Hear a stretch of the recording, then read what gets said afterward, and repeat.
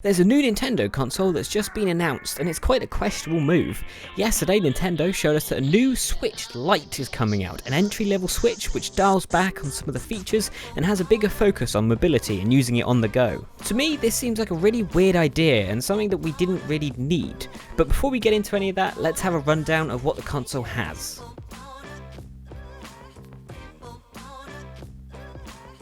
Okay, so the Switch Lite, this is a console that is an all-in-one package. It's a classic Nintendo handheld console.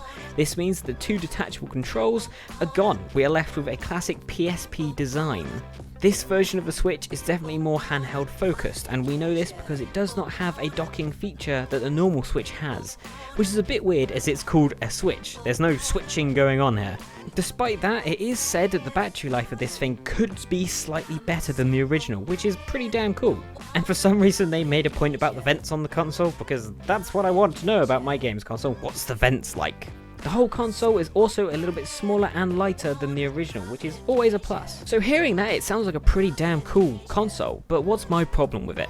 And it's not really a problem, it just feels a little bit pointless. One of the big marketing points for this console was that it was cheaper and easier to access for people. This console is being retailed at $199.99, but that's not exactly cheaper, is it? As you could probably pick up in a sale and get a base Switch for around that price, and get it even less if you wanted to get one second hand.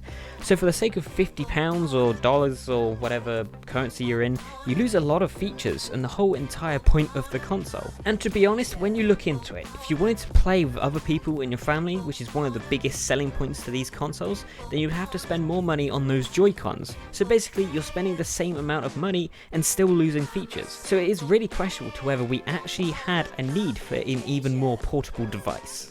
And another reason why I think the console is just a bit naff is because we actually want a Switch Pro, something that pushes the boundaries of what the console can do and not something that limits its potential.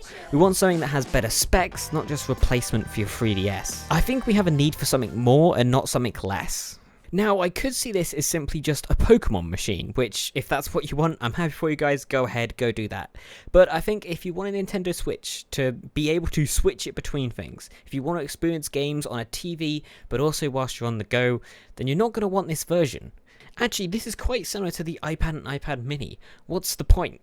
Overall, I think the console will be very successful. It seems to already have a lot of hype around it, and it's not even out yet. I just don't see myself wanting a Nintendo Switch Lite, even though those colours are pretty cool. I just hope people don't waste their money, because you're losing a lot of features for not a lot in price. So that's it. I did hope you enjoyed the video. Sorry it was a little bit negative. I hate negativity, but just I wanted to get my opinions out there of this console.